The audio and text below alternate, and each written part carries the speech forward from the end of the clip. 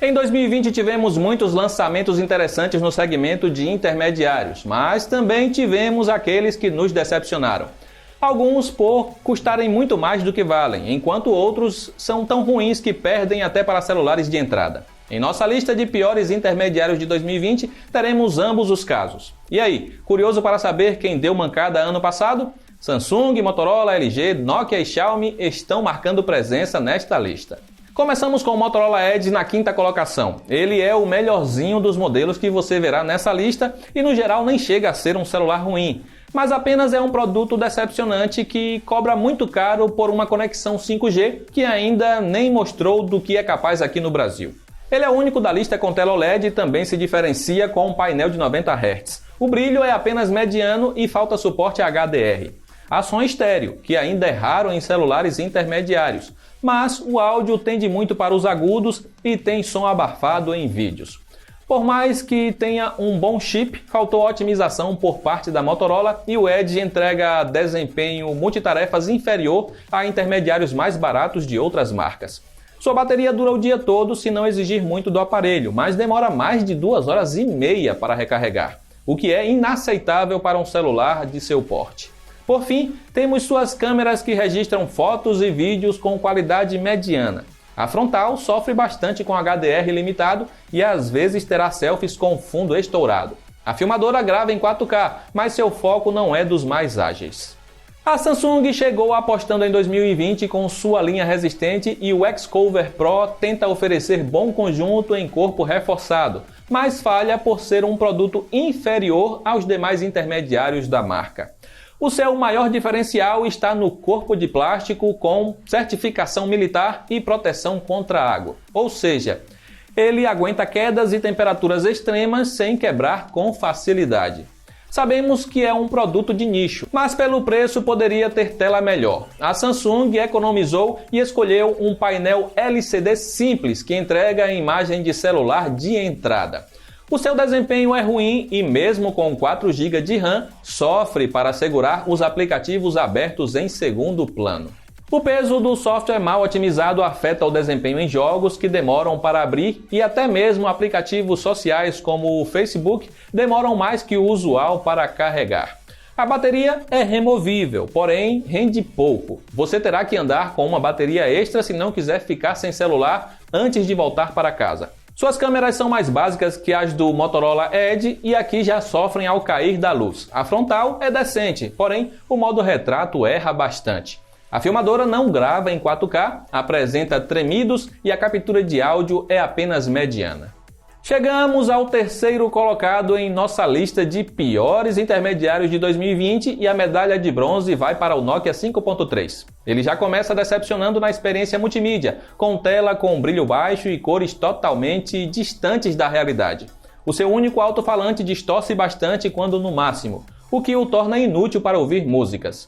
O intermediário da Nokia entrega melhor desempenho que o modelo da Samsung citado antes, e aqui consegue segurar muitos aplicativos abertos na memória. A bateria também dura mais, porém leva mais de 3 horas para recarregar, sendo pior que muito celular de entrada.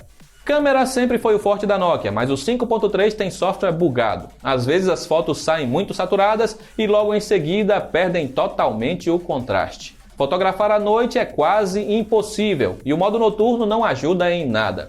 Também decepciona em selfies e a filmadora sofre com foco muito lerdo e a captura de áudio é medíocre. Pelo menos a Nokia promete anos de atualizações do software, o que pode ser um diferencial para alguns. Mas no geral, o Nokia 5.3 é um celular que apresenta mais contras do que prós, e com isso fica com a nossa medalha de bronze.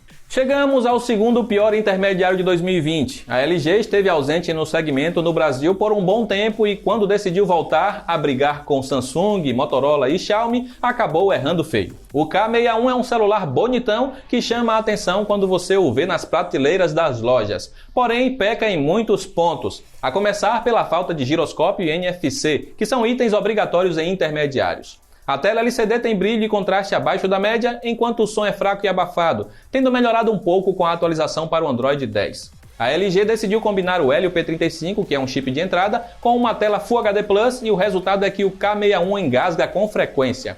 Ele sofre para carregar aplicativos e entrega baixo desempenho em jogos. Para piorar, a coreana meteu um sensor de 48 megapixels, que é muito para o pobre hardware dar conta. As fotos registradas pecam em detalhes, capturam cores opacas e saem bastante escuras à noite. Pelo menos, ele não chega a ser ruim para selfies, mas a filmadora grava apenas em Full HD com muitos tremidos, foco lerdo e captura de áudio abafada. E a medalha de ouro de maior decepção de 2020 entre os intermediários vai para o Redmi Note 9. O Redmi Note 7 foi um celular muito bacana e que tinha um custo-benefício matador, que não foi mantido em seu sucessor e agora só piorou na nova geração.